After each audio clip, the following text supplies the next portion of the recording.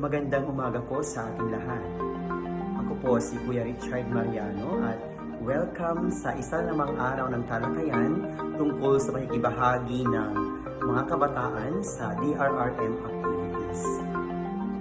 Noong nakaraang episode ay tinalakay ni Ma'am Bernadette ang iba't ibang uri ng kalamidad, mga hazards na maaaring manalanta at maaari nating maranasan.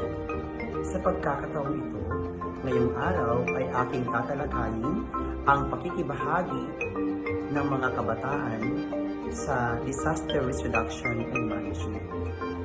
Bakit kabataan? Kasi alam naman natin na children and youth under 30 makes up half of the world's population. And they are among the first and most affected by hazards and disastrous events. At kabilang sa mga kabataang ito tinutukoy ay ang mga mag-aaral na pumapasok sa eskwelahan. Kaya naman marapat lamang na malaman ng mga mag-aaral kung ano ang kanilang roles and responsibilities nang sa ganon ay ma-equip sila kung ano ang dapat gawin kung sakaling may mga pamarating na sakuna sa ating buhay. At dahil dito, bilang isang paghahanda sa mga mag-aaral sa kanilang dapat gawin na makikibahagi sa DRRM activities, ay naglabas ang Department of Education ng DepEd Order No. 23, Series of 2015 na pinamagatang Student-Led School Watching and Hazard Mapping. Bakit nga ba mahalaga ang Student-Led School Watching and Hazard Mapping para sa ating mga mag-aaral? Disaster preparedness is necessary for students because it enhances their safety, equips them with essential life skills, promotes community resilience, and prepares them for future emergencies. It empowers students to become active participants in their own well-being and contributes to building a safer and more prepared society. Disaster preparedness equips students with the knowledge and skills necessary to protect themselves and survive during emergencies or natural disasters. This includes knowing how to respond to different types of hazards, understanding evacuation procedures, and learning basic first aid techniques. Being prepared can greatly increase their chances of staying safe during a crisis. Having a friendly and safe learning environment for the Filipino children as one of the main goals of the Department of Education, it is to envision, to uplift knowledge and skills of the learners in order to capacitate the vulnerable group and minimize the impacts of unexpected hazards. As part of the preparedness measure for before the hazard aspect, the department had issued DepEd Order 23 Series of 2015, or what we called the Student-Led School Watching and Hazard Mapping, to engage the learners in identifying hazards and risks within the school premises. This is an annual activity involving the learners in the implementation of DRRM conducted every first month of the school year. In particular, this activity aims to, number 1, improves students' level of awareness on the potential hazards and risks within and around the schools. Number 2, increases the participation of children in addressing potential disasters by reducing vulnerabilities. And last one, number 3, inculcates a culture of safety in the day-to-day experience of children in the school. Ano naman ang scope ng Student-Led School Watching and Hazard Mapping na sinasagawa? So, this activity shall be conducted by all public elementary and secondary schools every first month of this school year. So, meaning, kung mag-i-start ang ating school year ng August this year, so therefore, ang pagkakandak ng Student-Led School Watching and Hazard Mapping ay magko-fall sa month of August. So, ano-ano ang mga procedures na sinusunod para sa magsasagawa ng Student-Led School Watching and Hazard Mapping? So first on the procedures is that the school head shall designate a moderator to facilitate a student-led school watching and hazard mapping activity. the moderator is preferably a DRRM-trained school personnel who is familiar with the hazards and risks in the school, or anyone who has previous or current involvement in any DRRM activity. So after the school head has designated the moderator for this activity, the second step is that organize a SWT comprising of at least 10 members. This may vary depending on the size of the school. For example, medium and big schools organizing various students, organizations, and or student leaders for a school watching activity is preferred to maximize engagement. For a small school with less than 5 classes, teachers could integrate school watching in their respective lessons as an outdoor activity. For very big schools, more than one team could be organized to ensure that all grade levels, sections, and groups are represented. Take note that SSLG and SELG shall aid in the identification of the SWT members. The team members could be student leaders of youth clubs, can be academic or non-academic clubs such as Boy Scout, Girl Scouts, Red Cross, or representatives from various grade levels and or sections.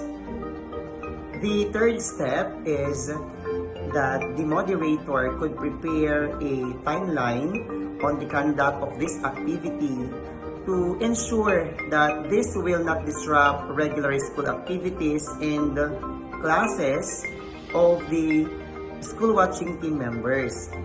This include also the route for the school watching, designating the stops, including the start and the end point, and provide a school watching checklist to team members for guidance in the observations of hazards inside the school or inside the school premises.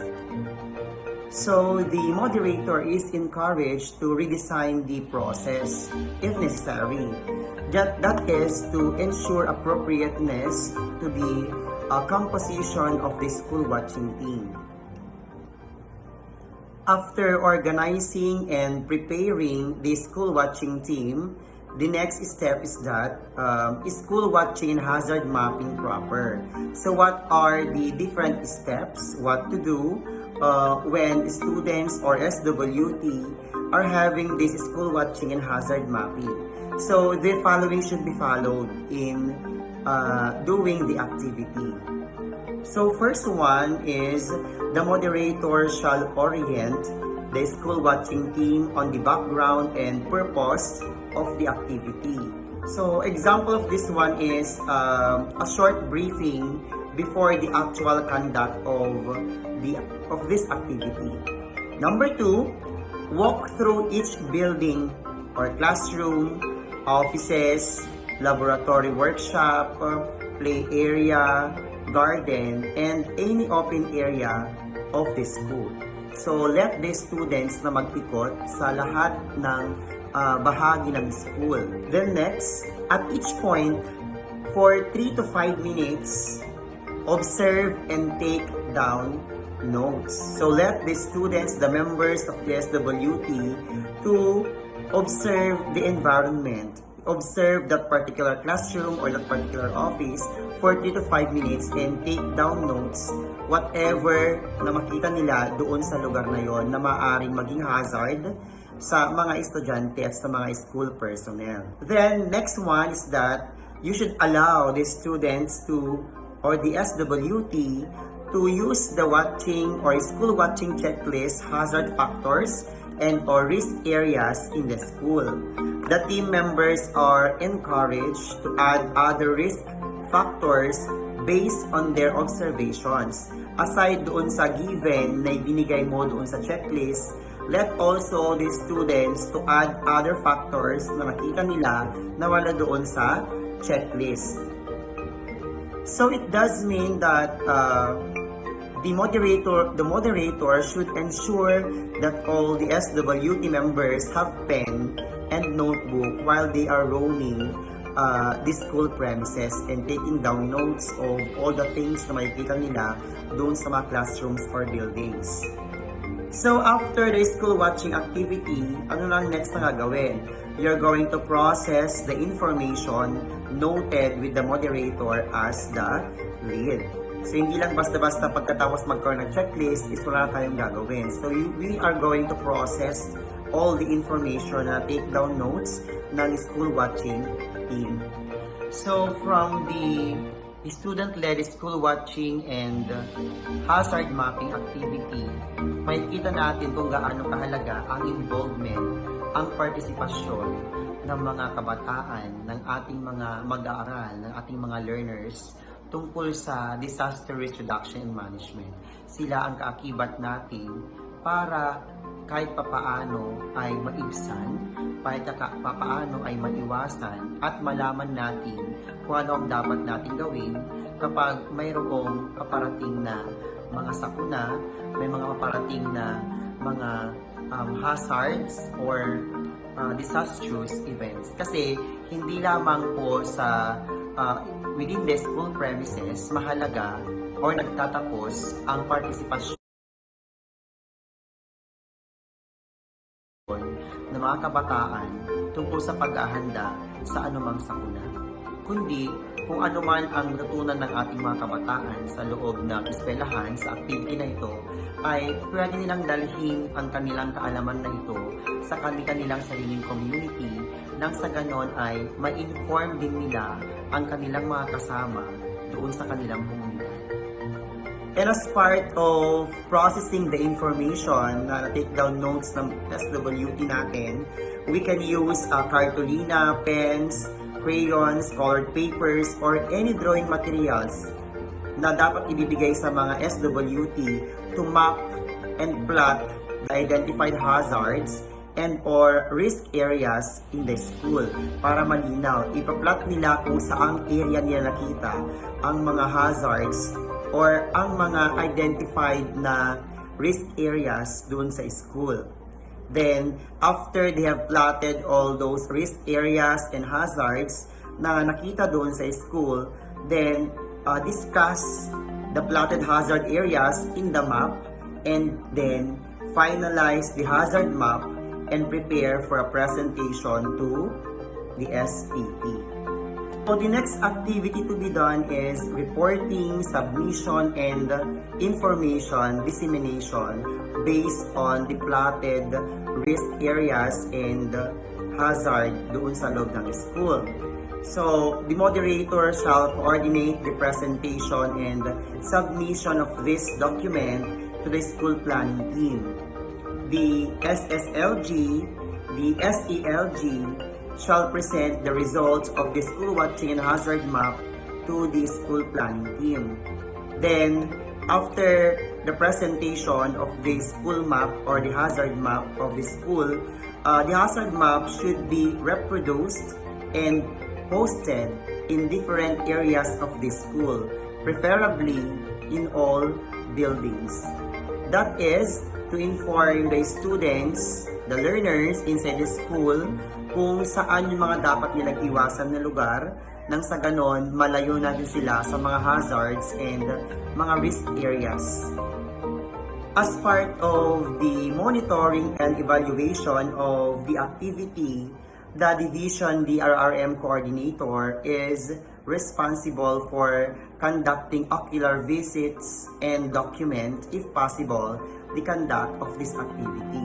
So, since mayroon tayong monitoring and evaluation from the Division DRRM Coordinator, we should at kinakailangan natin isagawa sa lahat ng mga eskwelahan natin ang student-led school watching and hazard mapping.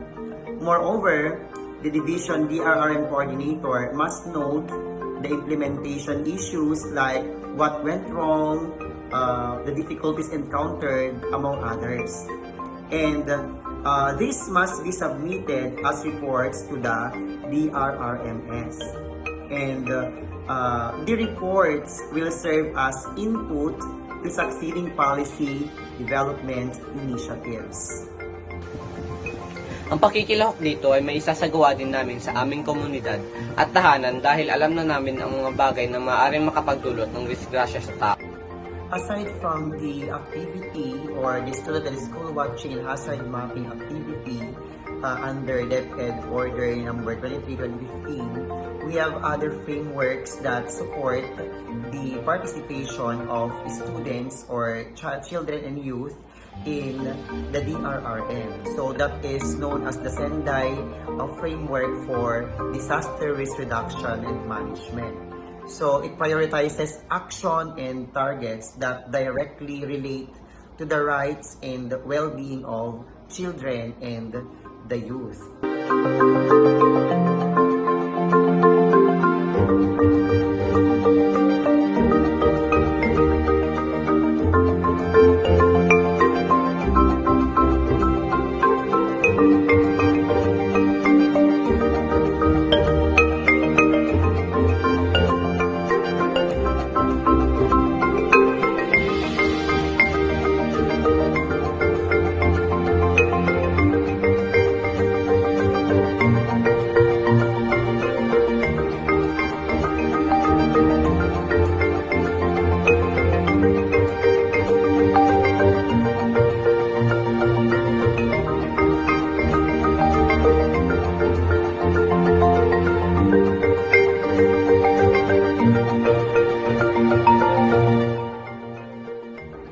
Isa namang araw ng pagkatuto ang ating atunghayan.